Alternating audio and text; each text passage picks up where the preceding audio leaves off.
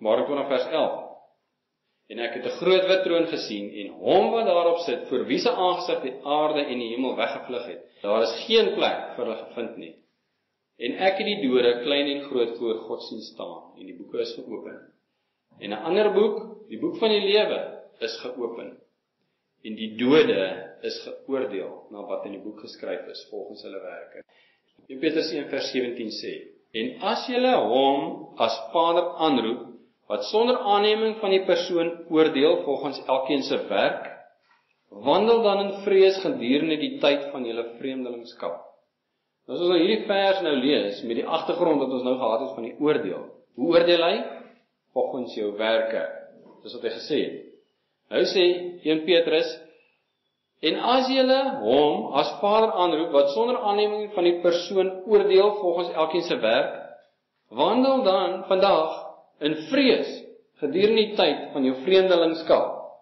Hy sê, wees baie versigtig, wandel baie versigtig. Elke besluit wat jy neem, wees baie versigtig.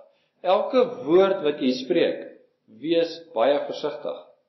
In watter tyd? Die tyd van jou vreemdelingskap. Want ons is vreemdelinge hierso. Die wêreld waar ons is hier nie. Hulle dink aan elke manier om ons dood te maak. Nou praat ek nie van 'n blanke Afrikaner nie, ek praat van 'n kind van God. Die wêreld haat jou. Hy wil jou doodmaak. Wil jou nie hier hê nie, want ons is vreemdelinge. Vers 18. Omdat julle weet dat julle nie deur verganklike dinge, silwer of goud, losgekoop is uit julle ydelle lewenswandel, wat deur die vaders, Adam en Eva, oorgelewer is nie, maar deur die kosbare bloed van Christus, soos van 'n lam sonder gebrek en vlekkeloos. Losgekoop, want ons was vas. Jy word gebore. Die kettinge is om jou, en daar's net so 'n groot klip op jou rug, en jy staan by die kant van die dam. En as jy doodgaan, stampel jy in. En daai sonde trek jou af, en jy is mors dood. Almal lyk so. Tensy jy losgekoop is.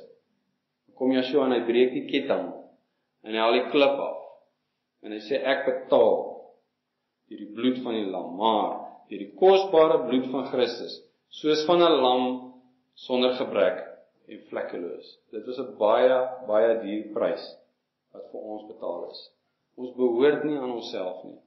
Ons is gekoop. En as jy wegloop, is jy soos 'n slaaf wat wegloop, dan verdien jy weer die dood.